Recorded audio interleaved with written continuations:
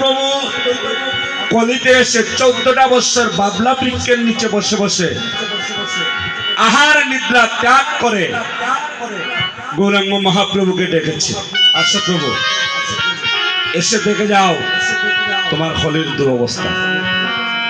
এই অদ্বৈত প্রভুর সাধনা আজ সিদ্ধ হয়েছে। তাই মহাপ্রভু নিত্যানন্দ প্রভুকে বলছেন, চলো ভাই যাই অদ্বৈত মনে। আরো একজন, তারও প্রার্থনাটা এত প্রকট ছিল, অদ্বৈত করণী মা সীতা ঠাকুরানী। নিয়ম সেবার মাসে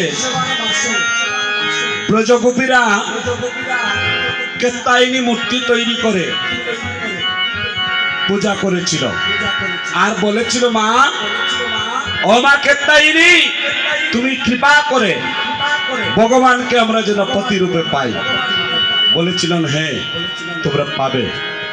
রাস মঞ্চে এই কেত্তায়নী মা যোগমায়া ভগবতী কলিতে আসলেন অদ্বৈত করণী সীতা ঠাকুরানী। হরিবল। তাই তো রাস মঞ্চে যত গোপী তত কৃষ্ণ।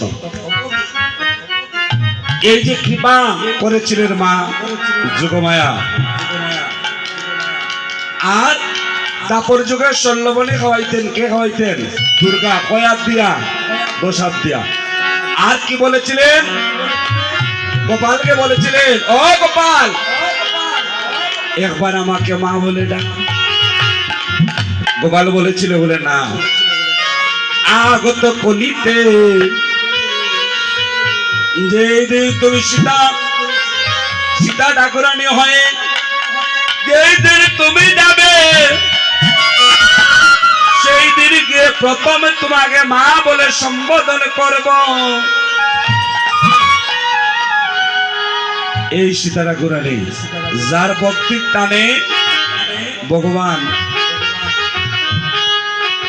আজ নিত্যানন্দ প্রভুকে সঙ্গে নিয়ে বললেন, দাদা চলো যাই। আর এদিকে অদ্বৈত প্রভুকে স্বপ্নে দেখাচ্ছেন মহাপ্রভু।